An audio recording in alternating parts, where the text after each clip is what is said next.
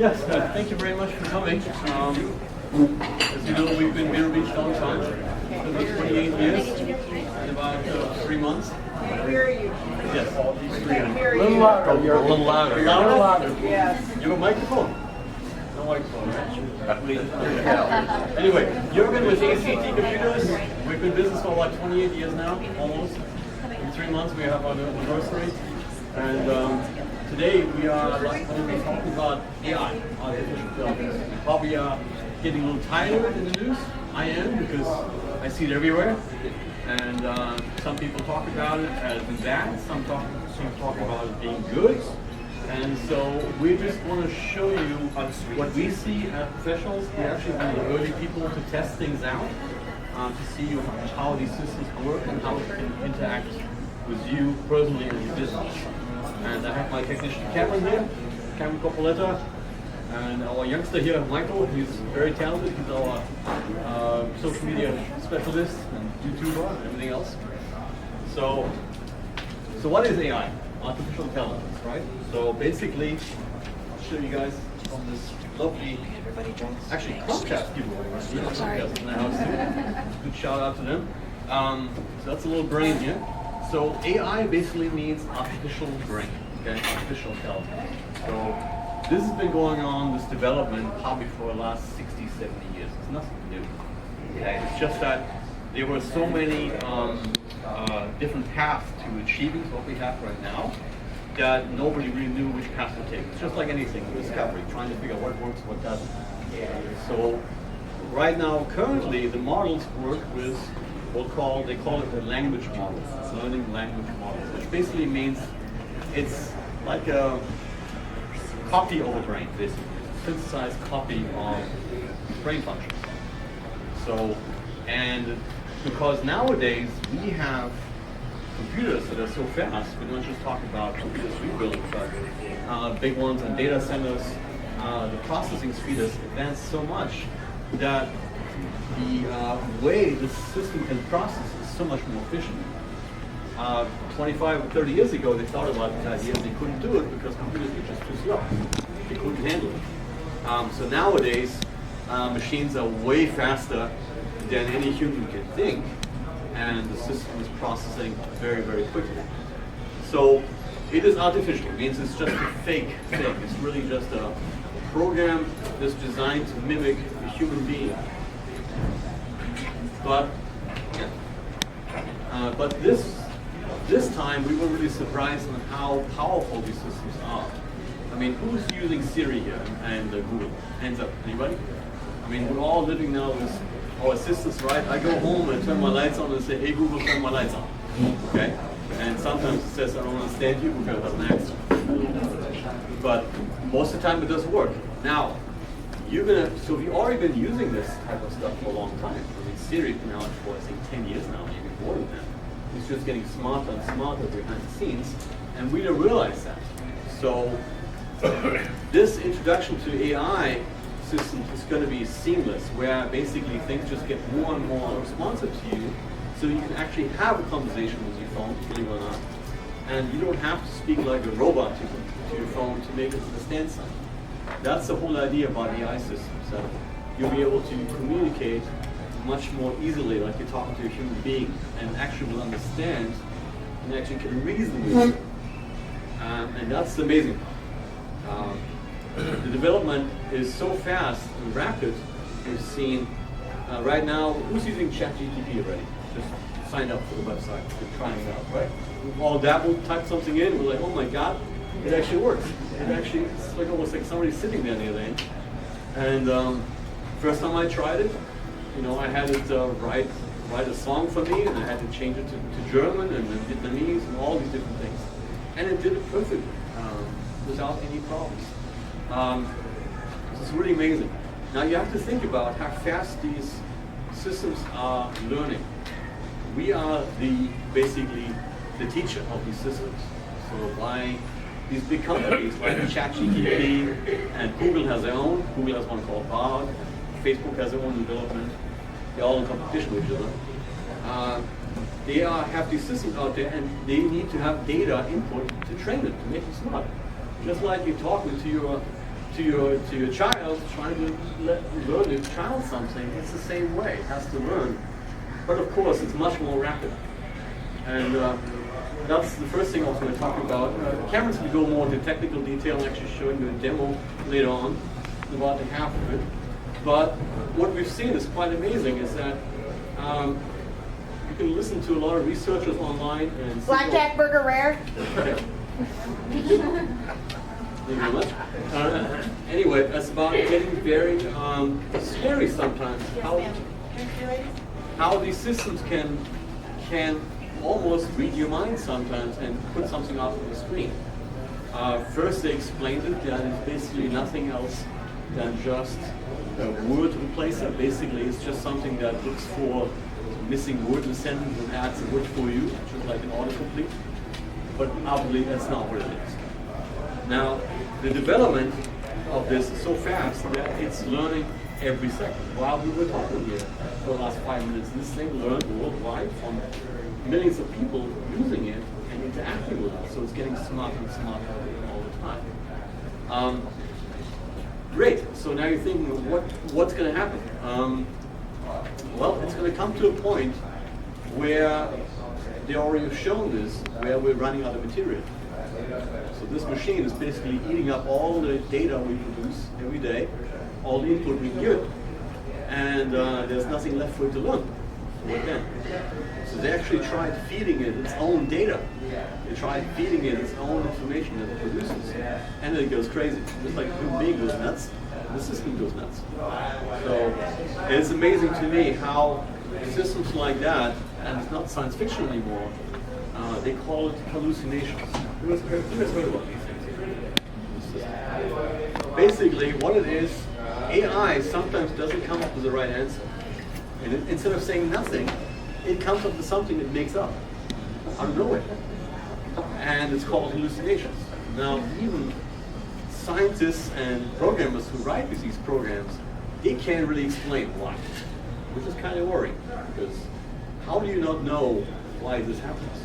So now they are putting in, and you probably see this in the government too, they're putting in safeguards in the system. So when you actually type something in and you say, hey, you want to do something bad or something, or build something bad, the system won't let you. Basically, it's a program sitting on top of a program saying, hey, you're not going to give that answer out. It's illegal, it's wrong. But there are ways around it. You can tell the system, pretend to be something else. You basically, you allow the system into believing something else, like a human being, and you trick it into something else. That's like a normal conversation. So it's really amazing how we come to this point. And I never thought in my lifetime I would see something like this, but the advancements are amazing. Now, so many people ask me, oh, what's going to happen one day? Is this going to turn into the Terminator? I'll be back, and all these things? No, that's not going to happen. That is just science fiction. Now, the implications I see for all of us is that we start using this and we get used to it so much, and the next generation is going to depend on it so much, just like a cell phone, that it's going to come to the point where most people can't operate without it anymore. It's like having a helper on your shoulder 24/7 telling you your answers or what you're supposed to be doing. So you have to think about this, what it's going to do. Now, for our impact on our business, we've been using what's called ChatGPT, which is the most common thing out there now. It's by OpenAI, a company actually started by Elon Musk. Now he doesn't like it anymore, he's making his own. And by the way, Twitter is now called X. I think everybody heard the news this morning, which makes no sense to me. Anyway, but these systems can really improve your business. So what can it do for you? Like internally for us, we use it now to basically describe more ideas on a website. We have a paragraph. We don't really know what to write sometimes. We just tell the system, hey, please write this and that and make it sound better. Okay, it works really well. Even writing contracts. I've actually written some contracts with it for advertising, and it comes out pretty good. You still have to obviously check with everything else, but even answers with system, with computers. You can ask it questions. How do you do this? How do you do that? How do you fix these things? And it's not like it's going on Google and searching for these things. It's actually putting it together, so it's reasoning by itself. And it understands what you're talking about. So it's not just regurgitating information, which is what the previous system did. So this actually works. So, and then of course you have the other things that are happening lately where it's not just for writing on ChatGPT, it's also drawing. Okay? So these systems have some kind of intelligence where they also have some kind of fantasy and imagination. So you can tell the system, for example, a website called DALI, which we'll show you, that allows you... Black and Caesar?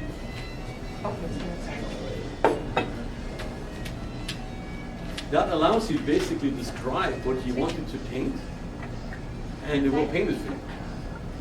Now, you can tell it to paint it in a certain style. You can paint it as Picasso. You can paint it photorealistic. You can make it look like a real photo. And that's the amazing part. How do these systems understand from just a basic text input to put something on the screen and make it paint? And there's actually even artists now that use AI to produce drawings and sell them. How about a logo? What if, I mean... You can create logos. I tried that. It works out pretty well. Wow. And that brings the question, like, the biggest concern is, what about jobs? Yeah. Is this going to take all our jobs?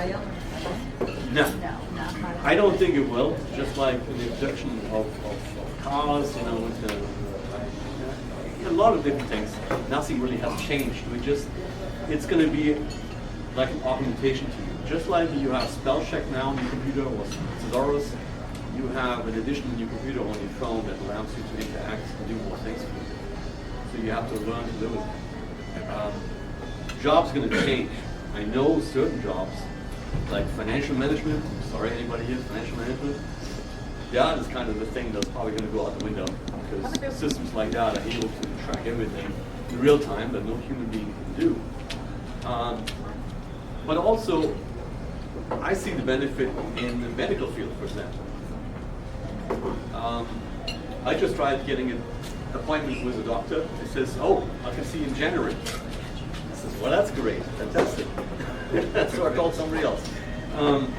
But AI systems now, they're getting to the point where they can look at an X-ray, they can look at a medical scan, and tell you in more definition and faster than any doctor can to see if there's something wrong. So that is a great thing. I can really think, I mean, obviously, whatever you do, you cannot believe everything, you still have to verify with the doctor, but you're going to see insurance companies getting to that too, where they'll be having like an AI doctor that, you know, on their website gives you some diagnosis, and then it goes further. When it comes to using like Microsoft products, we are using Microsoft products after the last 28 years. We see a big development there when it comes to using Microsoft Office 365.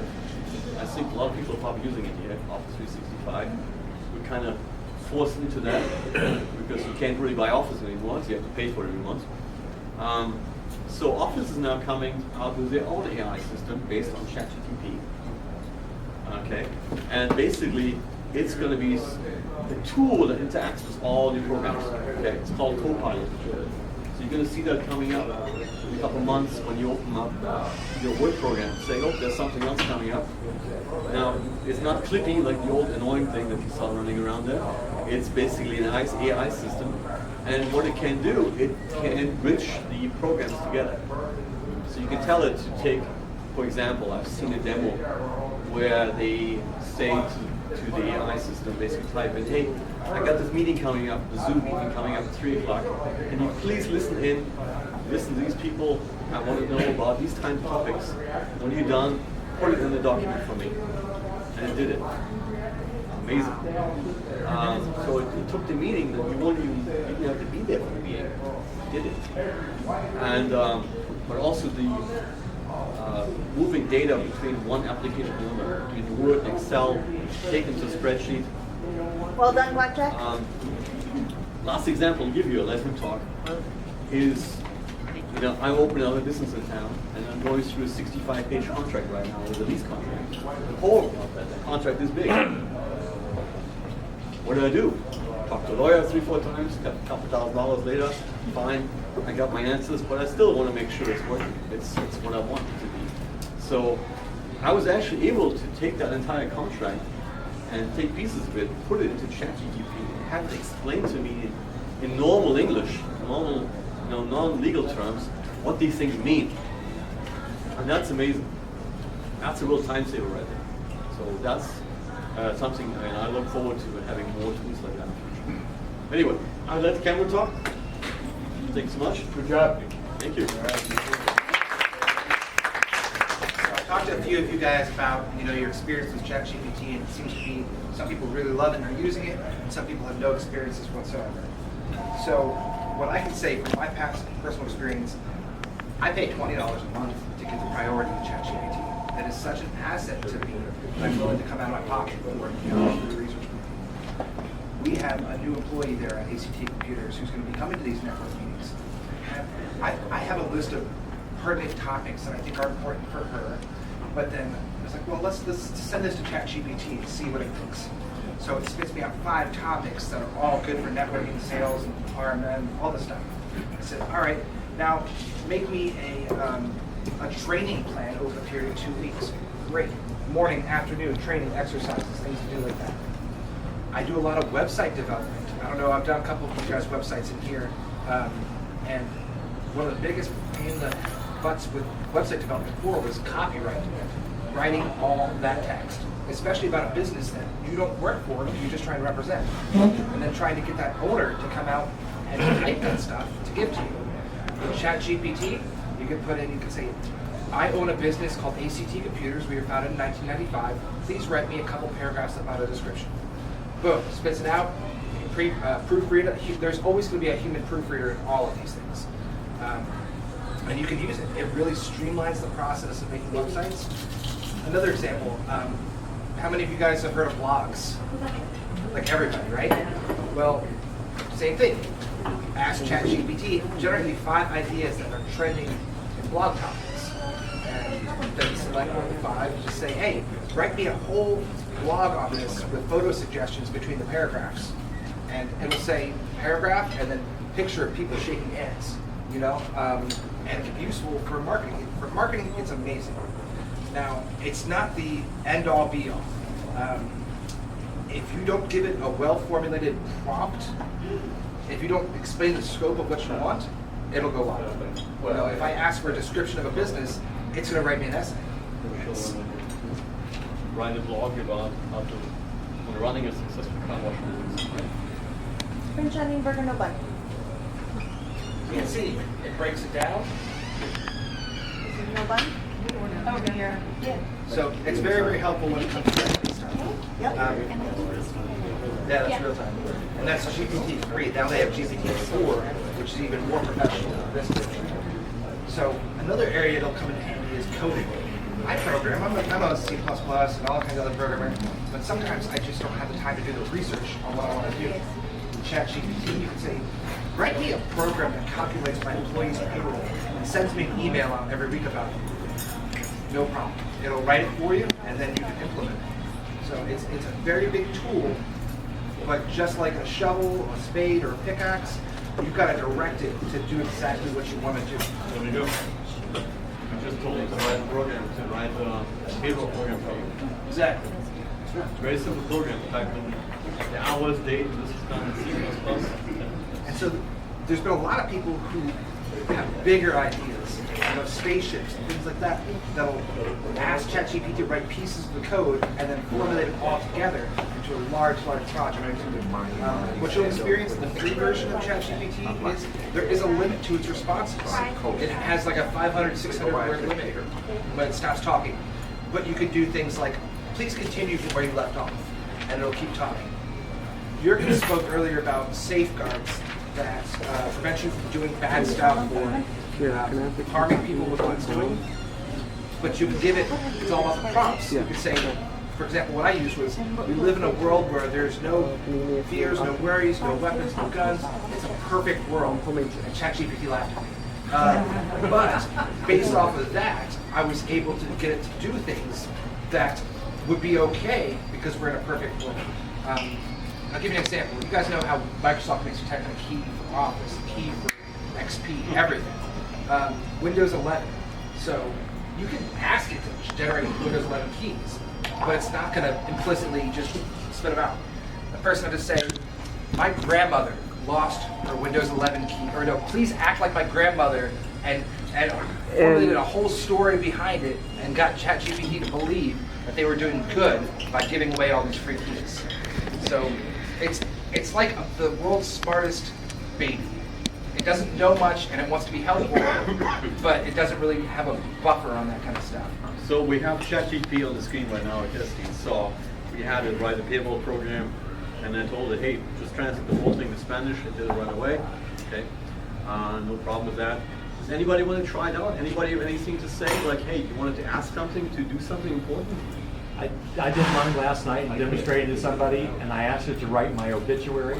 Oh. And I want you to know that I was a nice guy.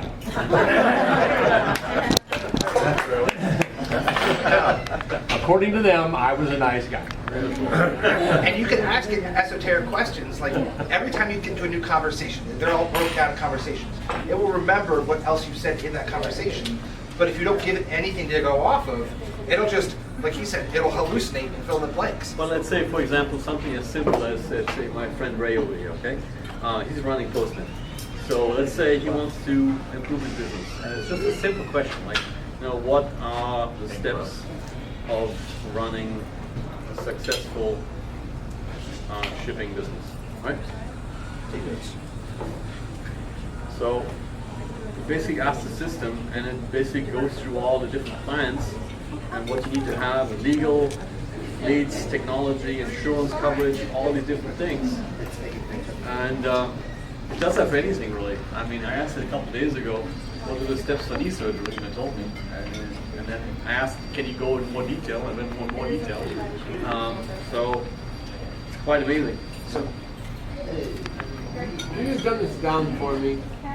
Where would I go sitting at my computer, ask AI a question that I felt unique? You can sign up with OpenAI, so just look for So you do have to go to a site. Yes, it's a website, right? It's a regular website. You sign up for free, and there are many different ones out there now. The most common one is called ChatGPT. ChatGPT. GPT. And if you just Google OpenAI, that's the company who makes it, OpenAI. You can log right in. So just like with anything, there are some restrictions and limitations. It's not infallible. Right.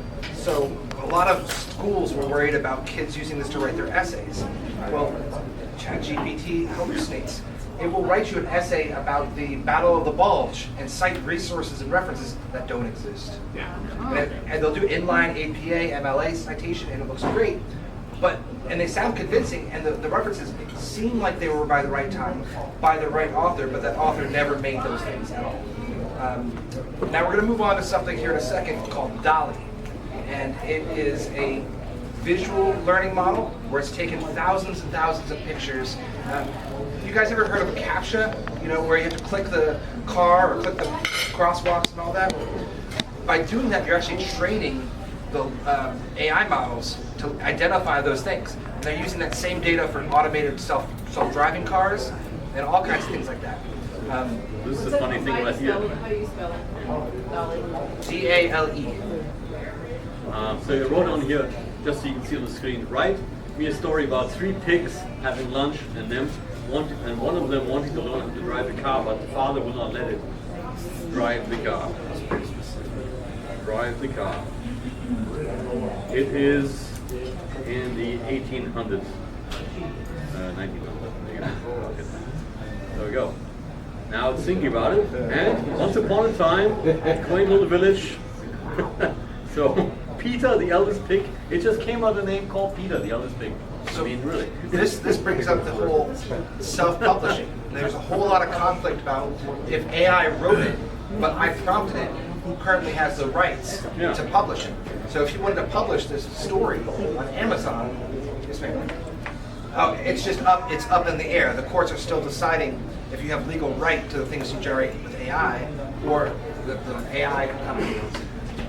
So if you were writing, like if you were trying to write a book, for example, earlier you had said that you have to think about it. So how specific do you need to be? Is it gonna copy word for word verbatim, or if you say give us some more descriptive adjectives? So the more descriptive you are, the better, because it'll shotgun blast it out. Write me a story about 3 pigs and don't say anything else.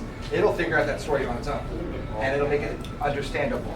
But if you say, write me a murder romance novel written in 1970 with Don and Julia as the main, taking place in Massachusetts, right? Then it's going to spit out a very, very specific thing, very creative thing based on that. So how good on a scale from 1 to 10 do you think to use it as a ghostwriter? Well, there's a website I just experienced recently called AI or Human, and it's a conversation where you're talking to someone, but you don't know whether they're AI or human. And then at the end of the conversation, you vote, and I've lost almost every time. I've thought it's a human, and it's been an AI. So ghostwriting is is a very good thing, but you want to proofread afterwards, which he brought something up earlier about how the more we get this AI tool on our shoulders to tell us things, it kind of makes us a little bit lazier. I know for myself, I generally turn off autocorrect on my phone because it got to a point where, how do I spell capitalization? And you just start typing it and finish, with autocorrect. So the more we use these tools, we don't want to end up like the people from WALL-E. The people in the floating tanks with buckets of soda. So we have to be able to use it in moderation and also in a learning way to enhance us rather than do stuff for us. It's like a supplement. So here on the screen we have DALL-E, which is the same company who makes OpenAI, and this is just a program that paints or does everything you wanted to do in the logo, like you just describe what you wanted to say. So here it said earlier, painting of today's AI talk to an Irish pup in photorealism. So I did a couple paintings like that. Some pretty good, some not good. So, and but to give you some other ideas here, this is my history here, or what I did in the past, what I looked for, and I said, hey, for our we have a TED Talk show, and I said, hey, make me a background that looks techie. They did all that right away. Even photorealistic. I said, hey, can you make me some drawings of a beauty salon? This is not a real beauty salon. This is generated. These are not photos. These are all real. generated on the spot. These are all thick. But one thing you'll notice if you do use DALL-E, it's not the best with hands, and it's not the best with faces. Yeah. And for example, my wife and I are opening a candle company for her side thing, and I said, make a logo for Capoletta Candle Company. And the text was just illegible. It didn't really understand, it doesn't get that premise right. But for a lot of things, artistically, DALL-E can be good, as long as you don't want a group setting like this. People's hands would be, they have 6 fingers and stuff like that. So there's still a lot of limitations to it. Can you do, the Florida Highwaymen?